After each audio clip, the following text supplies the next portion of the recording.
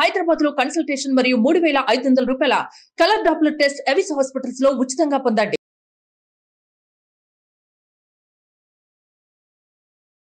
ఆయన కదా ఆరోగ్యం బాగాలేదు. ఏమో మరి ఇద్దరికి చెయ్యాలి అని అన్నారు. అన్న తర్వాత అతనికి HIV పాజిటివ్ ఉంది.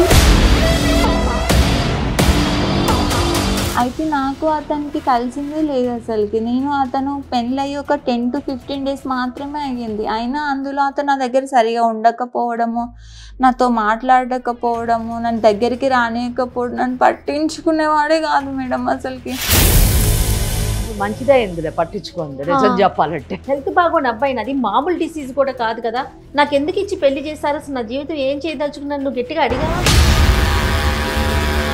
ఎందుకు ఫోన్ చేసినావు అంటే, మరి పెళ్లి చేసుకున్నావు, మరి ఇట్లా అయ్యింది, ఏంది విషయం, మరి నేను ఇంతేనా ఇంకా నా దగ్గర పెట్టకు, ఉండాలనుకుంటే ఉండు, లేకపోతే ఎరుపు. వద్దనుకున్నప్పుడు మరి పెళ్లి ఎందుకు చేసుకున్నట్టు? అంతగానం ఇంటికి వచ్చి మీ అమ్మ అంతగానం చేసి. నేను కాబట్టి పెళ్లి చేసుకున్నా, లేకపోతే ఎవడు చేసుకుంటాడు? ఆస్తి ఉందా, అన్నం ఉందా, ఏముందని పెళ్లి చేసుకుంటాను నేను? అవి లేవు కాబట్టి చేసుకున్నావా ఇప్పుడు నువ్వు? తెలవాలనుకున్నావా? నువ్వు పచ్చి మోసం చేసి ఆ అమ్మాయిని పెళ్లి చేసుకొని ఆ అమ్మాయి జీవితం అంతా పాడు చేసావు. ఒక భార్యగా తనకు కూడా కొన్ని కోరికలు ఉంటాయి కదా. ఆమె ముసలిది కాదు, ఆమెకేమీ HIV లేదు.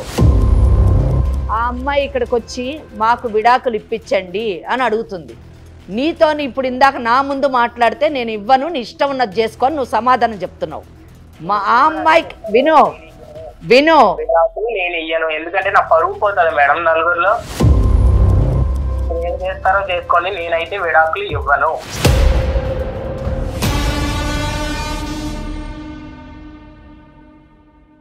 లీగల్ అడ్వైస్ కార్యక్రమానికి స్వాగతం. మనతో పాటు అడ్వకేట్ వెంకటేశ్వరి గారు ఉన్నారు. నమస్తే అమ్మా. నమస్తే అమ్మా. రాణి అని ఒక అమ్మాయి మనతో పాటు స్టూడియోలో కూర్చునుందమ్మా. ఓకే. Marital issue. ఓకే. నాకు ఒక న్యాయం చేయండి, నాకేం చేయాలో అర్థం కావట్లేదు. ఈ బంధంలో ఉండాలా, వెళ్ళిపోవాలా?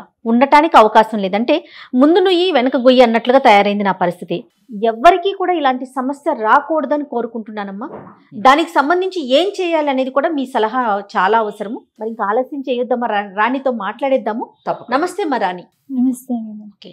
మరి మేడం ఉన్నారు, నాకు చెప్పిన విషయం అంతా కూడా చక్కగా క్లియర్గా అబద్ధం చెప్పకుండా సూటిగా మేడంకి చెప్పు. నమస్కారం అమ్మ. నమస్తే అమ్మా. నా పేరు రాణి అమ్మ. నాది చాలా పేద కుటుంబం. ఓకే. నాకు మా నాన్న లేరు చిన్నప్పటి నుంచి. మా అమ్మ ఒక్కతే చూసుకుంది. బంధువులు ఎవరు లేరు, అంటే దూర బంధువులు ఉన్నారు, దగ్గరలో లేరు. అంటే నాన్న చనిపోయారు? చిన్నప్పుడే చనిపోయారు, చిన్న డిసీజ్ లాగా వచ్చి చనిపోయిండ్రు. అయితే తర్వాత ఇంకా ఇంట్లో నడుపు. మీరు చాలా చిన్నప్పుడు చనిపోయారు అన్నారు కదా, మరి మీ బ్రతుకుతారు ఎలాగా? ఎంతమంది మీరు? నేను ఒక్కదాన్నే. ఓకే. మరి ఎట్లా? అయితే మా అమ్మ ఉండి చిన్న కూలి పని, వ్యవసాయం పని అలా చేసేదారు. నేను అంతలోపు చదువు కంప్లీట్ అయింది, అది ఇంటర్ కంప్లీట్ అయింది. తర్వాత ప్రైవేట్ జాబ్ చేస్తూ వచ్చాను. ఇంటర్ తర్వాతే జాబ్ లోకి వెళ్ళిపోయాను. ఇంటర్ తర్వాత మామూలు ప్రైవేట్ జాబ్స్ ఉంటాయి, కుటుంబ పోషణ కదా, పని చేసుకుంటూ చదువుకుంటూ ఉండింది అన్నమాట. చాలా గొప్ప విషయం. అంటే అమ్మాయి చాలా పద్ధతిలో పెరిగినటువంటి అమ్మాయి. అంతేగమ్మా. తర్వాత జాబ్ చేస్తూ మళ్ళీ డిగ్రీ కంప్లీట్ చేసినాను. డిగ్రీ కంప్లీట్ చేసిన తర్వాత మళ్ళీ ప్రైవేట్ జాబ్స్, స్కూల్లో టీచింగ్ అలాంటివి ట్రై చేసినాను. ఓకే. అమ్మ కొంచెం ఇబ్బంది ఉండి పెళ్లి చేద్దామని అనుకున్నది. పెళ్లి చేద్దాం అనుకుంటే ఇక్కడ ఊర్లో చూస్తే ఏమంత సరిగా లేవు. ఇట్లా తెలిసిన వాళ్ళు ఉండి ఇట్లా మ్యాట్రిమోనీలో దాంట్లో చూద్దామని చెప్పిండ్రు. అయితే దాంట్లో వాళ్ళని అడిగి బయట సంబంధం, ఇట్లా దూరపు సంబంధం అని చూసిండ్రు.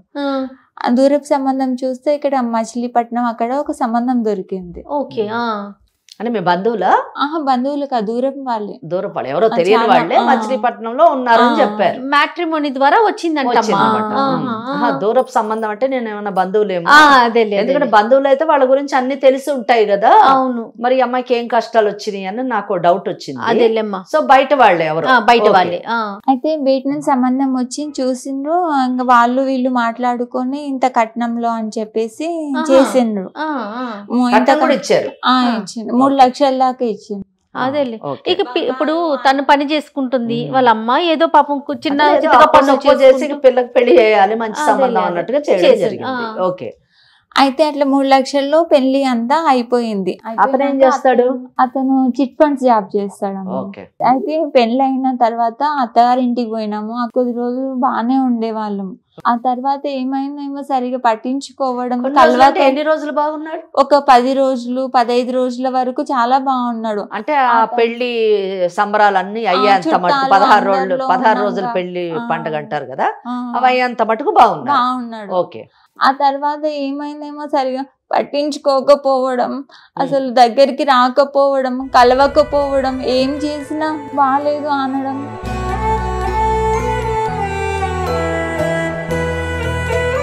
అత్తగారికి చెప్పలేదా మరి మీరు?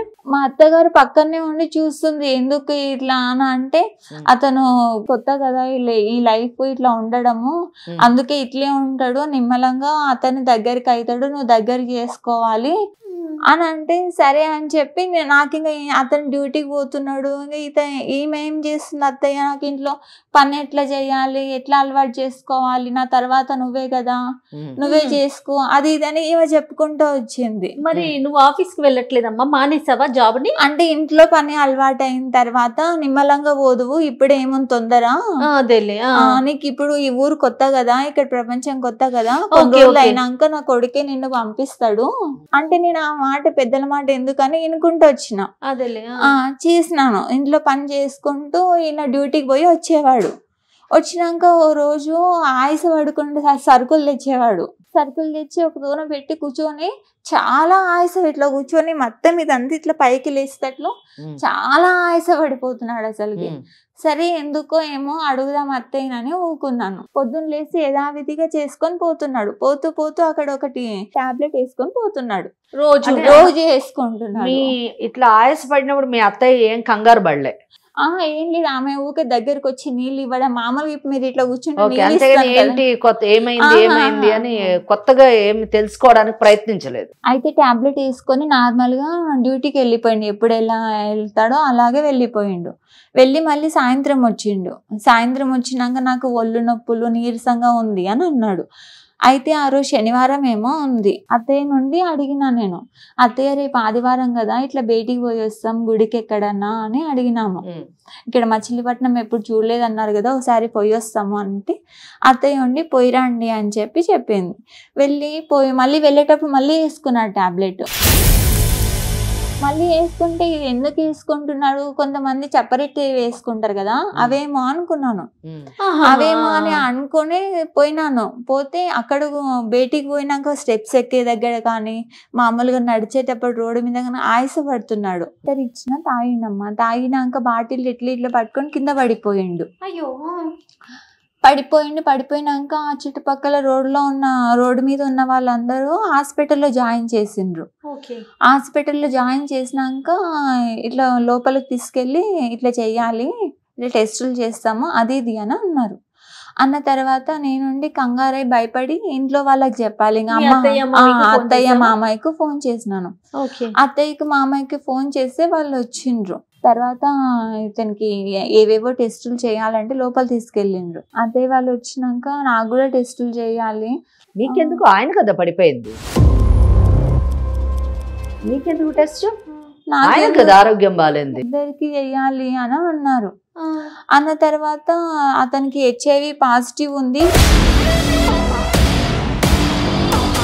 నీకు కూడా ఉందేమో నీ వల్ల అతనికి అని చెప్పి డౌట్తో నాకు కూడా టెస్ట్ చేసింది. ఓకే, మీ రిపోర్ట్ ఏమొచ్చింది? ఏం లేదు, నిల్ అని వచ్చింది. Thank God. అతనికి ఉంది అని చెప్పిండ్రు. అయితే నాకు అతనికి కలిసిందే లేదు అసలుకి. అతను పెళ్ళయి ఒక 10 to 15 days మాత్రమే అయ్యింది. అయినా అందులో అతను నా దగ్గర సరిగా ఉండకపోవడము, నాతో మాట్లాడకపోవడము, నన్ను దగ్గరికి రానియకపోవడం, నన్ను పట్టించుకునేవాడే కాదు మేడం అసలుకి. మంచిదే ఇందులో పట్టించుకోండి, నిజం చెప్పాలంటే. మరేనమ్మా, బాగా చెప్పారు మేడం. పరిస్థితి ఏం అర్థం అయితలేదు అసలుకి. ఏం తెలియకుండా చేసుకున్నాడు మ్యారేజ్. అసలుకి పెళ్లి నన్ను ఏం చెప్పలేదు. అత్తయ్య మావికి వాళ్ళకి తెలిసి అంటావమ్మా? వాళ్ళకి తెలిసే ఉంటది మేడం. ఎందుకంటే అత్తయ్య ఎప్పుడు మా వెనకాలే, వంట చేసేటప్పుడు నా వెనకాలే, ఆయనకు భోజనం పెడేటప్పుడు నా వెనకాలే, ఆయనతో ఏం మాట్లాడినా నా వెనకాలే. ఇట్లా బెడ్రూమ్ అయితే ఇట్లా కింద కూర్చొని చూసేవాళ్ళు. ఏం చేస్తున్నారు, ఏంది, ఏం మాట్లాడుకుంటున్నారు. నేను 2 సార్లు అట్లా గమనించి అడిగిన నా అత్తయ్యని, ఎందుకు అత్తయ్య ఇక్కడ కూర్చున్నారు, పడుకోలేదా, అక్కడ బయట ఎవరో వచ్చిండ్రు కదా పలకరియడానికి పోలేదా అని అడిగినాను. అడిగితే ఆమె ఉండి మీకు కొత్త కాపురం కదా, మీకేం తెలియదు, ఎట్లా ఉంటున్నారో చూసుకోవాలి, చెప్పాలి కదా, మళ్ళీ ఈ విషయం బాలేరు అంటే బయట వాళ్ళకు తెలుస్తుంది కదా, తెలిస్తే ఇంటి పరువు పోతుంది కదా, ఇంటి మర్యాద పోతుంది కదా. సంబంధం ఉందమ్మా? ఇప్పుడు HIV అని తెలిసింది కదా, తెలిసిన తర్వాత నీ పరిస్థితి ఏంటి, నువ్వేం చేయాలనుకున్నావు, అసలు నీ భవిష్యత్తు ఏంటి? అయితే నేను అతన్ని చూస్తూ ఉండలేను కదమ్మా అతనితోనైనా. అందుకని అత్తయ్యని అడిగితే అత్తయ్య రోజు నాతో గొడవ పడడం, నాతో కావాలని పని చేయించడం, నన్ను ఒక పని మనిషిలాగా ఇంకా నిమిషం ఊకుండకుండా బయట, ఇంట్లో, లోపల, పైన ఇల్లు దులుపు అది ఇది చేయడం. మీ అమ్మగారికి చెప్పలేదా? చెప్పినాను. మరి ఆయన టెస్ట్ చేస్తే HIV పాజిటివ్ ఉంది అని అన్నారు. మరి అత్తయ్యనేమో నన్ను పని ఎక్కువ చేయిస్తుంది, నన్ను తిడుతుంది, కొడుతుంది, బాగా సతాయిస్తుంది మేడం. అసలుకి నాకు ఏందమ్మ పరిస్థితి, ఇప్పుడు ఇంటికి వద్దామంటే ఇంటి చుట్టుపక్కల అందరూ హేళన చేసేవాళ్ళే. ఒక్కరు కూడా సానుభూతి చూసి ఇట్లా అయ్యింది కదా దగ్గర తీసుకునే వాళ్ళు ఒక్కరు కూడా లేరు, మనకు చుట్టాలు లేరు, నాన్న లేడు, ఎవ్వరు లేరు. మరి ఇప్పుడు నేను ఈడే నోరు మూసుకొని ఇంట్లో ఉండాలా, మరి ఎట్లా ఇంటికి రమ్మంటావా, ఏం చేయాలని అమ్మని అడిగితే అమ్మ ఉండి అక్కడే ఉండు, ఎట్లోలాగా సర్దుకుంటది, ఏదన్నా అవకాశం దొరుకుతుంది, విషయం కాదు కదమ్మా అసలు, సర్దుకుంటది, తొందరలోనే మంచిగా అవుతుంది. అది తెలుసు అసలు HIV అంటే ఏంటో ఆమెకు చెప్పిన అర్థం కాని పరిస్థితి ఆమెది. ఇంకా అందుకని చెప్పలేదు. ఇంకా ఏం చేయాలో నాకు కూడా అర్థం అవుతలేదు. అందుకే మీరు ఏమైనా సహాయం చేస్తారేమో అని ఇక్కడికి వచ్చినానమ్మా. నీకేం కావాలి అసలు చెప్పండి. నాకు అతని నుంచి విడాకులు కావాలమ్మా. హెల్త్ బాగోని అబ్బాయిని, అది మామూలు డిసీజ్ కూడా కాదు కదా, నాకు ఎందుకు ఇచ్చి పెళ్లి చేశారు, అసలు నా జీవితం ఏం చేయదలుచుకున్నాను, నువ్వు గట్టిగా అడిగావా మీ ఆయన్ని కానీ మీ అత్తగారిని, మామగారు? ఎక్కడమ్మా వెనకాల ఎవరైనా సపోర్ట్, ధైర్యం ఏమన్నా ఇంకా ఇట్లా ఆలోచిస్తున్నారు ఏంటమ్మా ఆడపిల్ల? చదువును, టీచర్ జాబ్ చేసే ఇదంతా 10 మందికి చెప్పే పిల్లవి నువ్వు, ఇంకా ఇటువంటి వాళ్ళు ఉన్నారా అని ఆశ్చర్యం కూడా. నిజంగా చాలా ఆశ్చర్యం వేస్తుందమ్మా. నువ్వు ఇంత నిదానంగా మాట్లాడుతా ఉంటే, అంటే నీ తత్వం అది అయి ఉండొచ్చు, కానీ సమస్య అది కాదు కదా. మీ ఆయనతో మాట్లాడే అసలు అడిగి ఏమంటాడు చెప్పలేదు ముందు. ఆ తర్వాత నిదానంగా అడగంగా విసుగొచ్చిందో ఏమో అమ్మ, మరి రిపోర్ట్లో తెలిసింది కదా అతను చెప్పేది ఏముంది అని అడిగితే, ఏం చేసుకుంటావు చేసుకోపోయాగా, పుట్టింటికి పోతావా, ఏడికన్నా పోతావా, ఏం చేసుకుంటావో చేసుకోపో, పుట్టింటికి పోతావా పో, నీ ఇష్టం ఏమన్నా చేసుకో, నాకైతే తెలియదు, ఇంకా నాకైతే నేనైతే ఇట్లే ఉంటా, మరి నేనైతే ఇట్లే బతుకుతా అని అంటున్నాడు. మరి నిన్ను ఎందుకు చేసుకున్నాడంట? ఎందుకు చేసుకున్నాడంటే ఆయనకు చేయడానికి ఒక ఆమె ఉండాలి కదమ్మా, మరి వాళ్ళ అమ్మకు సహాయంగా, ఈయనకు సహాయంగా. మరి నువ్వేం చేయాలనుకుంటున్నావు? ఇప్పుడు చదువుకున్న అమ్మాయి కదా. నేను అట్లా చేయాలని చేసుకోలేదమ్మా, అదొదరే అయిపోయింది. నువ్వేం చేయలేవు, నీ చేతిలో పని కాదు. ఇప్పుడు మీ తల్లిగారు చూసి చేసినటువంటిది. నెక్స్ట్ నీ భవిష్యత్ ఏంటి? నెక్స్ట్ జాబ్ చేద్దాం, ఇతని విడాకులు ఇచ్చేసి ఇతనికి నేను నెక్స్ట్ నిలబడి జాబ్ చేయాలని నేను అనుకుంటున్నాను. వెరీ గుడ్, మంచి డెసిషన్ ఇది. మరి అతనితో ఒకసారి మాట్లాడాలి కదా, నిజంగా అసలు అతను ఏమంటున్నాడు అనేది. రిపోర్ట్స్ అన్ని కూడా తెప్పిస్తాను, ఒకసారి మీరు చూద్దురు గాని. ఒకవేళ అదే కనుక నిజమైతే మరి ఇప్పుడు ఈ అమ్మాయికి మీరు ఎలాంటి సలహా చెప్తారు? ఇక్కడ కలవడానికి కొన్ని అభ్యంతరకరమైనటువంటి అనారోగ్య పరిస్థితులు ఉన్నాయి కాబట్టి ఆమెను మనం బయట వేయడానికే మనము ప్రయత్నించాలి. దానికి లీగల్ గా ఏ విధంగా సపోర్ట్ చేయాలి అన్న దానికి మన దగ్గర ఒక పరిష్కారం ఉంది. అయితే ముందు ఆ అబ్బాయితో మాట్లాడితే ఆ పరిష్కారం చాలా మటుకు సులువుగా అయ్యేటటువంటి అవకాశం ఆ అబ్బాయి చేతిలో ఉంది. రైట్ అమ్మా, మరి ఒకసారి ఫోన్ చేయమందామా? తప్పకుండా.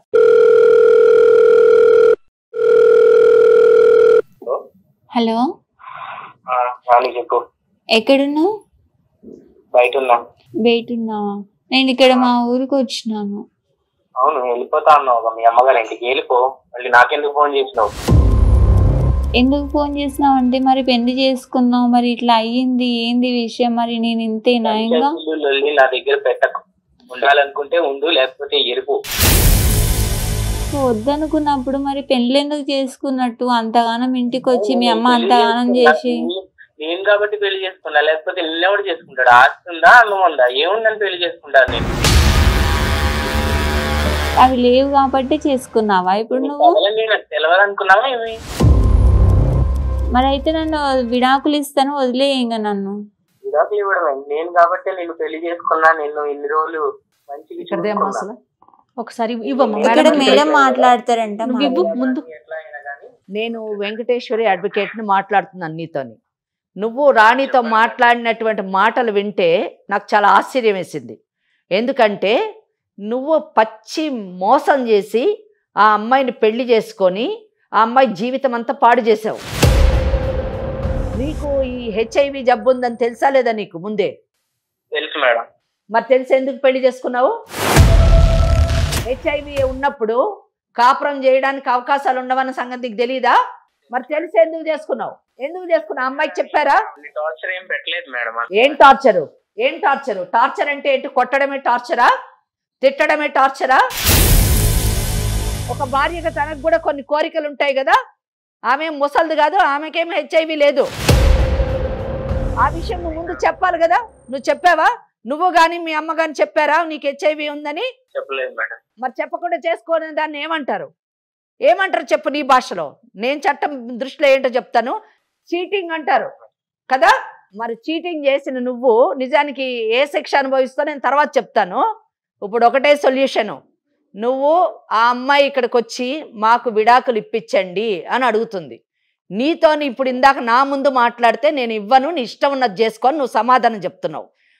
ఆ అమ్మాయికి విను విను నేను ఇయ్యను, ఎందుకంటే నా పరువు పోతుంది మేడం నలుగురిలో. బయటకు వెళ్ళినప్పుడు కింద పడిపోయి హాస్పిటల్కి తీసుకెళ్ళినప్పుడు నీ పరువు పోలేదా? నీకు హెచ్ఐవి ఉందని చెప్పినప్పుడు అంటే నీ పరువు గురించి ఆ అమ్మాయి జీవితాన్ని బలి చేస్తావా? ఆ అమ్మాయి చెప్పినట్టుగా సైలెంట్గా విడాకులు కానీ ఇవ్వకపోతే నీ పరువు ఇంతకంటే పోయే పరిస్థితిలోని మేమేం చేయాలో చేస్తాం. ఏం చేస్తారో చేసుకోండి, నేనైతే విడాకులు ఇవ్వను. సరే, నువ్వేమి ఇవ్వక్కర్లేదు. విడాకులు అన్నది నువ్వు ఇవ్వాల్సిన అవసరం లేదు. నీ చేత విడాకులు ఎక్కడి నుంచి ఎలా తీసుకోవాలో మాకు తెలుసు. నీకు ఈ ప్రాబ్లం ఉందని చెప్పి ఈ మెడికల్ రిపోర్ట్స్ పెట్టి కోర్టులోని ఆమె విడాకులకి దాఖలు చేస్తే ప్రపంచ స్థాయిలో నీకు ఆమెకు విడాకులు వస్తుంది. విడాకులు నీకు హెచ్ఐవి ఉంది కాబట్టి విడాకులు వచ్చిందని ప్రపంచం అందరికీ తెలుస్తుంది. ఆ పని చేయమంటావా? లేకపోతే నేను ఇంకో దారి చెప్తాను. నీ పరువు పోకుండా ఆమె బయటపడేటట్టు నువ్వు సేఫ్గా ఉంటావు, ఆమె సేఫ్గా ఉంటుంది. రెండోది కావాలా మొదటిది కావాలా? ఏది కావాలి నీకు?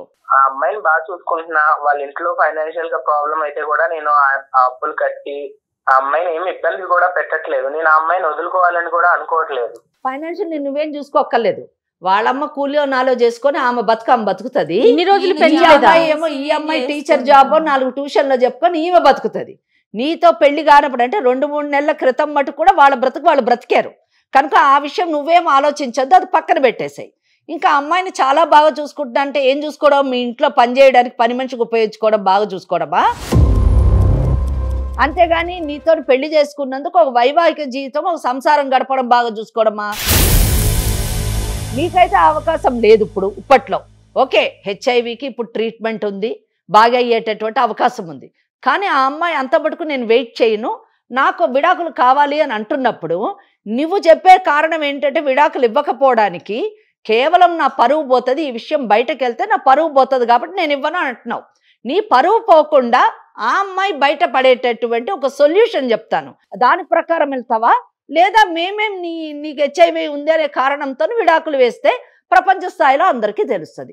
ఈ రెండిట్లో ఏది కావాలో నువ్వు సెలెక్ట్ చేసుకో. హెచ్ఐవి వచ్చినంత మాత్రాన వాళ్ళని ఏదో అంటరాని వాళ్ళుగా చూడడం అన్న తప్పు అన్నది మేము వీలైనంత మటుకు మేము సమాజము అలాగే మెడికల్ ఫీల్డ్ వాళ్ళు ప్రభుత్వము చాలా అవేర్నెస్ తీసుకొస్తున్నారు. కానీ భార్య ఉండాలా వద్దా అనేటటువంటి ఒక పర్సనల్ ఇది ఆమె రైట్, అది ఆమె హక్కు కనుక అది నేను చెప్పినట్టు వినండి. వింటే మీకు ప్రాబ్లం ఉండదు, ఆమెకి ప్రాబ్లం ఉండదు. మీరు తర్వాత క్యూర్ అయిన తర్వాత ట్రీట్మెంట్ తీసుకొని క్యూర్ అయిన తర్వాత మళ్ళీ చక్కగా పెళ్లి చేసుకోండి. అమ్మాయికి ఉన్న విషయం చెప్పి మంచిగా వేరే మ్యారేజ్ చేసుకొని సెటిల్ కండి. ఇప్పుడు ఈ అమ్మాయి ఉండనని అంటుంది, దానికి ఏం చేస్తుంది చెప్పండి? ఆ అమ్మాయి యాక్చువల్గా నేను చెప్పొచ్చు, అమ్మ నువ్వు ఈ కారణం చూపించి విడాకులకు వెళ్ళు అని చెప్పొచ్చు. నేను వదులుకోవాలనుకోవట్లేదు. ఆ అమ్మాయి వదులుకోవాలి అని అనుకున్నప్పుడు ఆ అమ్మాయికి ఈ కేసులో అవకాశం ఉంది. నిజమే, కొన్ని కేసుల్లోని నువ్వు వదులుకోవద్దు, నేను వదులుకోవద్దు అని అనుకుంటే మేము కూడా చెప్తాం ఆ అమ్మాయి కౌన్సిలింగ్ చేసి ఆయనకు వదులుకోవాలనుకోవట్లేదమ్మా. తప్ప మేడం? 100% తప్పు. ఎప్పుడు తప్పు కాదండి. నాకు ఈ ప్రాబ్లం ఉంది అని నువ్వు చెప్పి ఆమె దానికి అంగీకరించి ఆమె కూడా ఒప్పుకొని నిన్ను పెళ్లి చేసుకుంటే తప్పు కాదు. ఫిజికల్ గా కూడా ఎప్పుడు టచ్ చేయలేదు మేడం. మరి అదే అక్కడ అమ్మాయి ఎక్స్ప్రెస్ చేస్తున్న ప్రాబ్లం అదే. ప్రేమగా చూసుకుంటున్నాను. ప్రేమ అంటే పెళ్లిలోని వైవాహిక జీవితంలోని సంసారం చేయడం అంటే కూడా ఒక పార్ట్, ఒక అంతర్భాగం. కోర్టుకు వెళితే ఆమెకి ఈ కారణం చూపించి కోర్టుకు వెళితే విడాకులు వచ్చేటటువంటి అవకాశం ఉంది.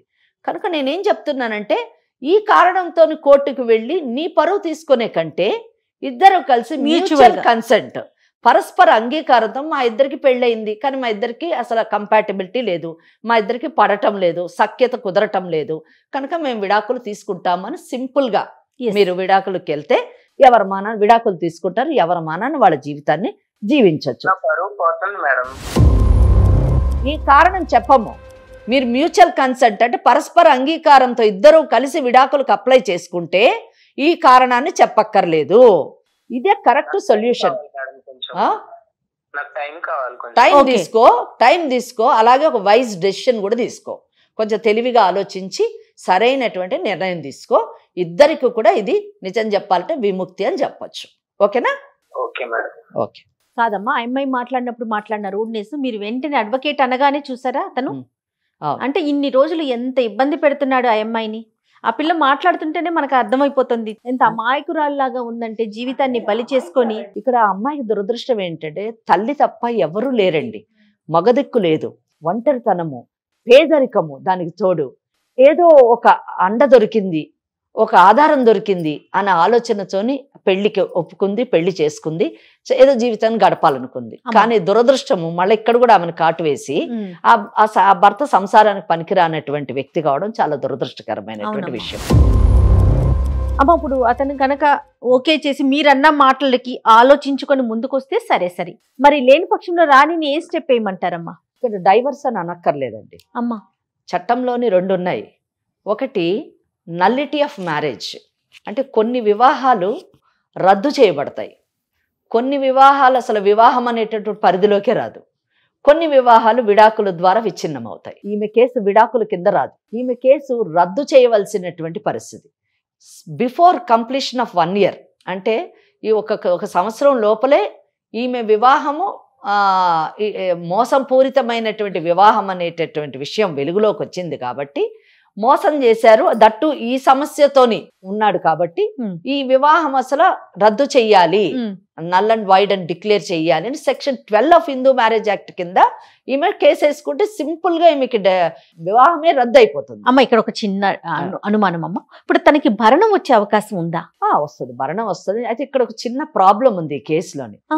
ఈ కేసులోని ఏదైనా కానీ మ్యూచువల్ కన్సెంట్ అని అయితే మనము ఒక అడ్వైజ్ అయితే చేశాము, కానీ ఆ మ్యూచువల్ కన్సెంట్ ఇప్పుడు ఇమీడియట్ గా రాదు. ఏ కేసు అయినా విడాకులు తీసుకోవాలంటే అది కంటెస్టెడ్ కేసు కానివ్వండి లేదా మ్యూచువల్ కన్సెంట్ కానివ్వండి, ఆఫ్టర్ కంప్లీషన్ ఆఫ్ 1 year మాత్రమే వెళ్ళాలి. ఓకే. ఇక్కడ ఏమైంది, పెళ్ళయింది 2 నెలలే అయ్యింది, 2 నెలల లోపల ఒకవేళ వెళ్ళాలి కోర్టుకి అంటే దాన్ని సెక్షన్ 12 కింద ఈ వివాహాన్ని రద్దు చేయండి అంటే నల్ అండ్ వైడ్ అని వెళ్ళాలి. ఆ గ్రౌండ్ ఏం చూపించాలి, చీటింగ్ ఒకటి అయ్యింది, ఈ అబ్బాయికి HIV ఉంది అని చెప్పాలి. అప్పుడేమైతుంది, ఆ అబ్బాయి నా పరువు పోతుంది అంటున్నాడు కాబట్టి మనకు అసలు ఆ సెక్షన్ 12 పక్కన పెట్టేయాలి. ఇప్పుడు సెక్షన్ 12 లోని మనం ఈ అమ్మాయికి మంచి గ్రౌండ్, ఈ అమ్మాయికి మంచి కేసు, అది మోసం చేశాడు కాబట్టి అనుభవించాలి. అతను కూడా కొంత మీ మాటకి కన్విన్స్ అయ్యాడు కదా. కన్విన్స్ అయినప్పుడు అప్పుడు ఏం చేయాలంటే సెక్షన్ 13 కింద, యూజువలీ సెక్షన్ 13B అంటారు దాన్ని, మ్యూచువల్ కన్సెంట్. అది usually after completion of 1 year. కానీ ఈ కేసులోని ఎక్సెప్షనల్ సర్కమ్స్టెన్సెస్ లోని 1 year కంప్లీట్ కాకుండా కూడా మనం కోర్టుకు వెళ్ళొచ్చు. అది వివాహాన్ని విడాకులు కావాలి అని అడగొచ్చు. దాన్ని సెక్షన్ 14 కింద ఎక్సెప్షనల్ గ్రౌండ్స్ లోని పెటిషన్ వేయాలి, మా కేసును కన్సిడర్ చెయ్యండి, 1 year కాలేదు చట్ట ప్రకారము కానీ స్టిల్ మాకు కావాలి. ఆ ఎక్సెప్షనల్ గ్రౌండ్ మనము ఈ ప్రాబ్లం ఉంది, సంసారానికి HIV ప్రాబ్లం ఉంది అనేటటువంటి ఒక ఎక్సెప్షనల్ గ్రౌండ్ తీసుకొని అప్పుడు ఈ అమ్మాయి మ్యూచువల్ కన్సెంట్ కి ఇద్దరు కలిసి వెళ్ళొచ్చు. అయితే అప్పుడు కూడా HIV అన్నది వెలుగులోకి వస్తుంది కదా అని మీకు డౌట్ రాదు, కానీ డిగ్రీలో రాదు. 13B అంటే వీళ్ళకి వచ్చినటువంటి ఆర్డర్లోని ఎందుకు విడిపోయారు అంటే హెచ్ఐవి గ్రౌండ్ అని రాదు, ఇన్కంపాటబిలిటీ అని వస్తుంది. ఈ సెక్షన్ 14లో పర్మిషన్ కి మాత్రమే హెచ్ఐవి చూపిస్తాం, అదే వెలుగులోకి రాదు. కాంప్లికేటెడ్ కేసు అన్నమాట, లీగల్ గా complicated. But easy solution is that ఆ అబ్బాయి గాని మ్యూచువల్ కన్సెంట్ ఒప్పుకుంటే, though it is complicated legally, it can be made very simplify చేయొచ్చు. రైట్. అతను గనక మ్యూచువల్ అండర్స్టాండింగ్ కు వస్తే చాలా సింపుల్ అని చెప్తున్నారు. అవేంటమ్మా? ఇవి రిపోర్ట్స్ మేడం కి ఒక్కసారి ఇవ్వండి. ఓ, ఇది క్లియర్ గా ఉంది కదమ్మా? హెచ్ఐవి క్లియర్ గా ఉంది. అతను కూడా అడ్మిట్ చేశాడు. అవునవును, అతను కూడా అడ్మిట్ చేశాడు. రిపోర్ట్స్ లో కూడా హెచ్ఐవి అని ఉంది క్లియర్ గా. అయితే ఒకటి ఏంటంటే హెచ్ఐవికి మధ్యన ఏదో మందు కనుక్కున్నారు, హెచ్ఐవి కూడా క్యూరబుల్ అంటున్నారు. రైట్. మరి ఇప్పుడు రాణిని ఏం చేయమందాం? రాణిని ఇప్పుడు ఒకటే సింపుల్ థింగ్, రాణి భయపడాల్సిన అవసరం లేదు. అతను ఒప్పుకున్నాడా, సింపుల్ గా మ్యూచువల్ కన్సెంట్ లో వెళ్తారు. ఒప్పుకోని పక్షంలో సెక్షన్ 12 కింద అంటే 13B కాస్త సెక్షన్ 12 కింద నల్ అండ్ వైడ్ అని వేసుకోవచ్చు. రైట్. ఇప్పుడైతే పుట్టింటికి వెళ్ళిపోవటమే బెటర్ అంటారా? అంతేనా? రైట్. వింటున్నావమ్మా? అది శుభ్రంగా మీ ఇంటికి వెళ్ళిపో. తర్వాత తను వచ్చిన దాన్ని బట్టి మేడంతో మళ్ళీ ఇంకొకసారి పర్సనల్ గా మాట్లాడి ఏం చేద్దాము, తను ఎలా వస్తాడంటే, ఎందుకంటే నువ్వు డివోర్స్ కి అడుగుతున్నావు కాబట్టి. అంతే కదమ్మా? అంతే అంతే. ఈ కేసు ద్వారా మనము హెచ్ఐవి వచ్చినటువంటి ప్రతి ఒక్కరూ విడాకులు తీసుకోవాలి, లేదా వాళ్ళ మ్యారేజ్ నల్ అండ్ వాయిడ్ అని డిక్లేర్ చేయాలి అనేటువంటి మెసేజ్ నేను ఇవ్వదలుచుకోలేదు. రైట్. ఎందుకంటే వాళ్ళని మనం చాలా జాగ్రత్తగా, చాలా దయతోని చూడాల్సినటువంటి పరిస్థితి. ఇమోషనల్ గా మనం ఇమోషనల్ సపోర్ట్ ఇవ్వడం వల్ల వాళ్ళు బాగుపడేటటువంటి, అంటే ఆరోగ్యపరంగా బాగా అయ్యేటటువంటి అవకాశం ఉంది. ఎందుకంటే ఈ రోజు ట్రీట్మెంట్ కూడా వచ్చింది కాబట్టి. అంటే విషయం మనం ఎందుకు అంటున్నామంటే, అతనికి ఆల్రెడీ తెలుసు పాపం చీటింగ్ చేశాడు. అతను చీట్ చేసి ఈ అమ్మాయిని పెళ్లి చేసుకో, ఒక ఇంట్లో ఒక పని మనిషి లెక్కన ట్రీట్ చేస్తున్నాడు కాబట్టి ఆ సెక్షన్స్ అన్ని మనం మాట్లాడాల్సి. She doesn't want to live. yes, తను ఇష్టపడట్లేదు కదా. విడాకులు కావాలి అంటున్నప్పుడు మనం కూడా ఏం చేయలేము. చట్టం కూడా ఆమెకు అండగా ఉండేటటువంటి అవకాశం కాబట్టి మనం చెప్పాం. వాట్ పాసిబిలిటీస్ ఆర్ దేర్ మనం చెప్పాను తప్పితే అవునవును మనం we are not driving her towards divorce. అందుకనే ప్రీ మ్యారిటల్ కౌన్సిలింగ్ అనేది చాలా అవసరం అనే విషయం ఇప్పుడు తెర మీదకి వస్తా ఉంది కదమ్మా. ఇదివరకు రోజుల్లో అటు 7 తరాలు ఇటు 7 తరాలు ఎగ్జాక్ట్లీ 7 తరాలు చూసుకోకపోయాం. కనీసం ఆరోగ్య పరిస్థితులు ఎలా ఉన్నాయి అనేదన్నా కనుక్కుంటే ఈ తరం వాళ్ళు ప్రీ మ్యారిటల్, పోస్ట్ మ్యారిటల్ అంటే ఆఖరికి 30-40 ఏళ్ళు వైవాహిక జీవితం గడిపిన వాళ్ళకి కూడా ఈ రోజు కౌన్సిలింగ్ చేయాల్సినటువంటి పరిస్థితి మనకి ఏర్పడుతుంది. కనీసం హెల్త్ కండిషన్స్ వరకైనా తెలుసుకోగలిగితే ఆ అవేర్నెస్ వస్తే బాగుంటుందేమో కదా. అవునండి. సరేనమ్మా రాణి, నువ్వు నిదానంగా ఆలోచించుకుని నువ్వు ఎలాంటి నిర్ణయం తీసుకున్నా దానికి మేమైతే సపోర్ట్ చేస్తాం. సరేనా? ఓకే అమ్మా, ధైర్యంగా ఉండు. అంతే. ఓకే అమ్మా, థ్యాంక్ యూ సో మచ్ అమ్మా. మీకు కూడా ఓకే.